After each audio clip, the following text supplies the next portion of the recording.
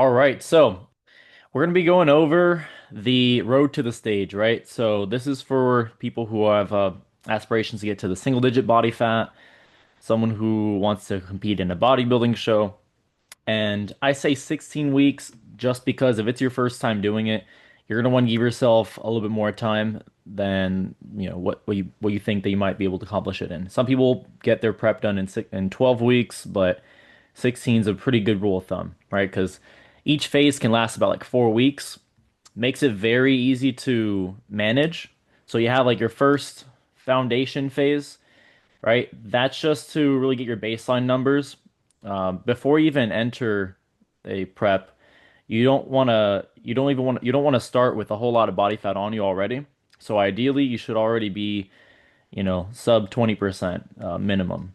So, definitely within, maybe like 15 to 16% body fat from there, because then you have a little bit more elbow room to shred the body fat from month to month. So phase one is really just establishing what that caloric deficit looks like. And the reality is that most people they don't understand like where their baseline calories are, like how many calories that their body is burning.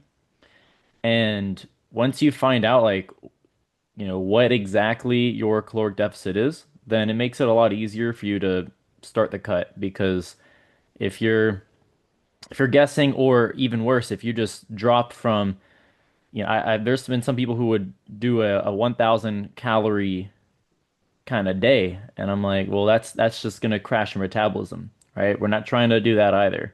All right, the trick is to be in a caloric deficit, but to be able to shred off body fat with your calories being at a high level.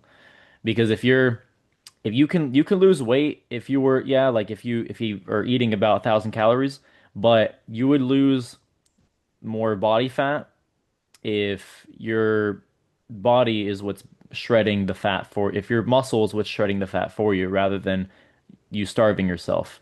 So that's like this first phase is really just making sure your metabolism like is doing the work for you and not you having to do a bunch of cardio. So this first phase is just making sure that we see on a week to week basis that you're okay, like you're getting your consistent steps and you're consistently eating in a deficit. And we find out those numbers in the first phase. All right, phase two. All right, that's basically where it gets a lot more aggressive. We ramp up the cardio. We do a lot more carb cycling. There's going to be it's you start to feel a little bit hungrier, and we want to be able to manage the hunger levels with more like fruit. That would really help because it would curb a lot of cravings, or like some people like to do a Diet Coke or a zero, Coke Zero, just to just to manage the hunger. And then you have your phase three, where you're about like 4 to 2 weeks out. And that's just really detail work. By then, you would have shredded most of the body fat away. So it's just a lot of prepping when it comes to the posing and when it comes to like any isolated work and just like reducing stress because being at a low body fat for a long period of time can increase your stress, which then your body's gonna want to hold on to more body fat, or your muscle starts to deplete, and then you look a little bit more flat, which that's what we want to avoid. And your phase four, this is your peak week, so it's just the week leading up to the actual show date, and that's where we actually manipulate the amount of water you have because you want to have just enough to where you're peaked, not to where you're looking flat or looking spilled. And I'll go over how that kind of looks like, and of course the fine details. So, like I was saying before, with the foundation, we're really just focusing on like your priority muscles. So really like we can still build in the foundation phase and like strength training is still a heavy focus for your first phase. Strength training and we're in a steady caloric deficit. You know, we're not doing a bunch of cardio. We're just trying to build momentum. The phase two, that's you'll start to see what carb cycling kind of looks like. So you want to align your high days whenever you have like a lot more carbs during your heavier lifts like legs and back, and then have a medium amount of carbs during your push day. Or if you have like you know, some compounds there. And then if you have arms or some isolated work, you'll have little to no carbs. And if you're resting, those are like where you get down to zero carbs. So you're strategically placing the carbs to fuel you for the workouts, but not enough to where you're you're dumping like the carbs that are left over, they just turn back into body fat. So yeah, like you might feel hungry during this phase. And during this phase, you'll temporarily have a flat look because of the lack of glycogen. But and like a lot of people, like when they get to this phase, they think that that's a forever kind of that we're going backwards because yeah, like you're gonna lose a little bit of definition during this phase, so you're gonna look a little bit flat. And the cardio, we're slowly ramping it up. And of course, like there's not gonna be any cheat meals, but you're gonna have refeeds, and refeeds will be placed around the time of your your high days, which is your legs and back, like those days. And then your phase three, more specifically, we're gonna be going looking at like posing, building out the routine, and just isolating certain muscle groups just to really make the finishing touches there. Higher reps, you're not gonna be lifting a whole lot of weight. You're going to be really burning out the glycogen through a lot of drop sets, supersets, and the like you'll feel at your like as if you don't look good because you'll feel like you're like during this phase is like when a lot of bodybuilders they start to almost like have body dysmorphia because around this time like your blood sugar levels are so low that your brain is it's designed to keep you in survival mode. So it's thinking that, it's trying to figure out everything to get you to fill back up. But this is like the last like the I'd say the most important phase because it's your 4 weeks out, and then of course your peak week, this is really like where it can make the biggest difference because if you don't have enough carbs and glycogen, then you end up having a flatter look as if you've been starved and dehydrated. But if you have too much, then you end up having a spilled look. And that's like a watery look. That's where, almost as if you didn't have like the prep, right, to begin with. So you want to water load just enough to where you're peaked, right? So your muscles are fuller, skin is tight, and that's gonna be a good mix of just giving yourself just enough carbs to so that could be anywhere between like an extra 60, and we steadily increase that during peak week. Very steady. Your water intake is gonna be high leading up, but then the 2 days before the the show, that's when we would reduce the water intake slightly to dry out any excess water because you don't want to get spilled either. So a lot of this week it takes a lot of there needs to be like a lot of cooperation between coach and client because and and really like looking at a lot of it can be subjective because if you go based off of your own feelings, you might end up getting spilled, and spilled is a very oftentimes like we you might accidentally do that, and then it almost sets you back a little bit. Regardless, right, most importantly is that's like the end of that phase. That's the end of your prep. That's and what's most important is, during that whole time, there's only a few things to focus on is the carb cycling, right?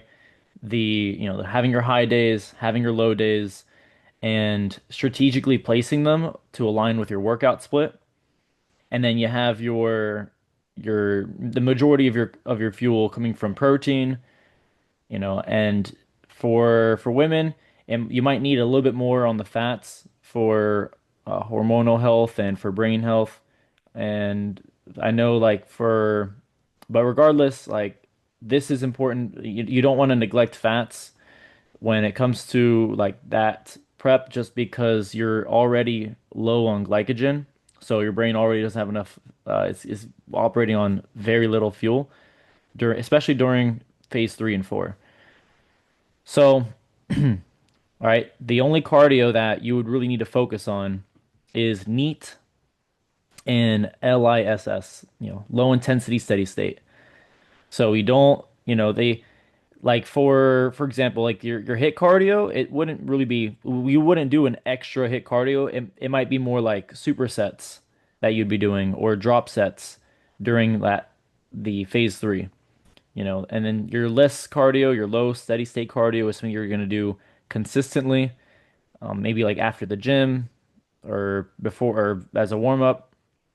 And then your neat is just something that you can do outside of the gym, like just walking around, just working your steps. There's a big difference between list and neat. So like list is something that you're actively like I would say this is more zone two. Neat is just like zone one, like you're getting your steps in. But yeah, single digit body fat isn't something that's sustainable long term. And the reason why is because it's your body fat is just another word for fuel, and if ideally being anywhere between 10 to 12% is very attainable to do long, like year round. But anything once you get into single digits, it starts to become very difficult to maintain. So there's three main divisions with, at least in men's physique, men's bodybuilding. There's the men's physique, more of the surfer look, classic physique, more of like the golden era X frame, and there's the bodybuilding, which is class, which is more of like the mass look. They look for they call them mass monsters. So, the for Patrick who's watching, I'd recommend taking a screenshot of this just so you know the differences between each. And a lot like how to know which class would be for you would really depend on what your genetics already give you. You want to play with though, like lean into the genetics that you have, just because like if you have big legs, then the men's or classic physique would be great. If you have like really good ab genetics, then men's physique would be great. And if you are just a big person overall, bodybuilding, you know. So, but most importantly, like the whole purpose of bodybuilding is how much muscle can I get and how much body fat can I lose? Like how lean, how much muscle can I put on with the least amount of body fat? So conditioning is key. That's really all it comes down to. Is especially like when you're competing, the competition is more so like who followed their plan the most. Who stuck with the carb cycling, the cardio, the nutrition, you know. And then like when it comes to like the show day itself, there's only a few things to really like look for is just, you're tanning, a good pump, definitely get some pictures taken, like video, have like a friend record video from the center, or have like high quality photos because once you're there, you won't want to, you'll want to have proof that you were there at one point, because you won't want to go back. It's one of those things that, at least like for a while, because right afterwards you want to do a refeed for a good bit of time. But this is it, the amount of work it takes to get to that lean amount of body fat, you'll want to make sure you document the experience. But like most importantly is also like stage presence. Just like enjoy the process, enjoy it like you made it. And at the end of the day, the this is more so like a lot of people, everyone gets into their sport for whatever reason they do, different reasons. Some people they like the challenge, some people, they're doing it as a statement to themselves, or maybe they just wanted to do it just to try it for the first time, and they end up falling in love with it. And the most important part is just to enjoy the journey. So, with that being said, do we have any questions?